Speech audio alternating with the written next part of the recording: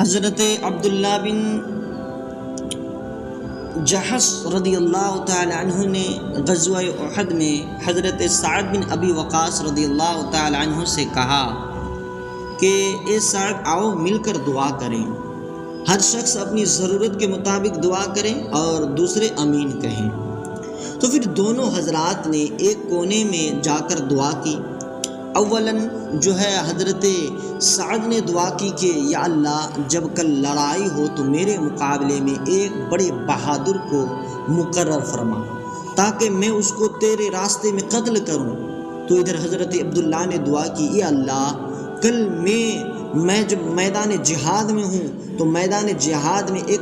بہادر سے مقابلہ کروں جو سخت حملہ والا ہو، میں اس پر شدت سے حملہ کروں، وہ بھی مجھ پر زور سے حملہ کرے، اور میں بہت شوق قتل کر کے پھر خود بھی شہید ہو جاؤں، اور شہید ہونے کے بعد کافر میرے ناک کان کاٹ لیں، پھر قیامت میں جب تیرے حضور پیش ہوں تو تو کہے کہ عبداللہ تیرے ناک اور کان کیوں کاٹے گئے ہیں؟ تو میں عرض کروں یا اللہ تیرے اور تیرے رسول کے راستے میں کاٹے گئے، پھر تو کہے کہ سچ کہا ہے تو نے اور میرا ہی راستے میں کاٹ لیے گئے۔ تو حضرت سعد نے امین کہی۔ دوسرے دن جب لڑائی ہوئی دونوں حضرات کی دعائیں اسی طرح قبول ہوئی جس طرح دونوں حضرات نے دعا مانگی تھی۔ تو میرے عزیزو بس کہنے کا مقصد صرف اتنا ہے کہ صحابہ اکرام اللہ کی راہ میں قربان ہو جانے کا سچا جذبہ رکھتے تھے، اور اللہ اس کے رسول کی خاطر ان پاک لوگوں نے اپنی جانیں قربان کر کے بتا دیا کہ سچا مسلمان اللہ اور اس کے رسول کی راہ میں جان دینے کو تڑپ رکھتا ہے۔ اور معلوم ہوا کہ صحابہ کی دعائیں کسی دنیاوی و حسمت و عہد و حکومت کے لیے نہیں بلکہ شہادت کے لیے ہوتی تھی۔ اور یاد رکھو اس بات سے یہ بھی معلوم ہوا ہے کہ صحابہ اکرام آیت یقتلون و یقتلون کی تفسیر تھے، یعنی اللہ کی راہ میں مارتے اور مرتے تھے۔ صرف مرنا اور پیٹنا کوئی کمال نہیں، اللہ کی راہ میں مارنا اور پھر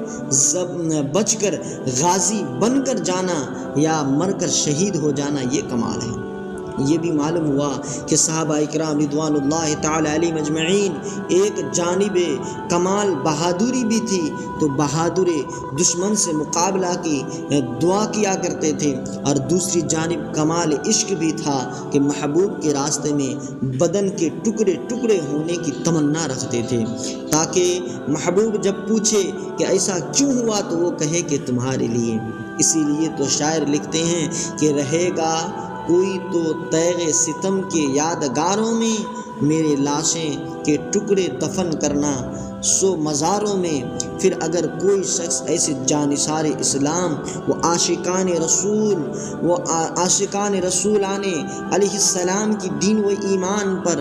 شک و شبہ کرے تو اس بدبخت نے اپنے دین و ایمان کے ٹکڑے ٹکڑے کیے۔ تو میرے عزیزو صحابہ اکرام کی یہ محبت تھی، تو آپ بھی صحابہ اکرام کی طرح اپنے ان ایمان کو مضبوط کریں اور صحابہ اکرام رضوان اللہ تعالی علیہم اجمعین کی طرح اپنے ایمان کو کٹھور بنائیں اور نبی سے اسی طرح عشق و محبت کریں جس طریقے سے صحابہ اکرام کرتے تھے، اور صحابہ اکرام کی غلامی آپ حضرات بھی کریں کیونکہ انہوں نے نبی کی غلامی کی ہے، اور جو نبی کی غلامی کریں ہم ان کی غلامی کریں۔ وما علینا الا البلاغ۔ السلام علیکم۔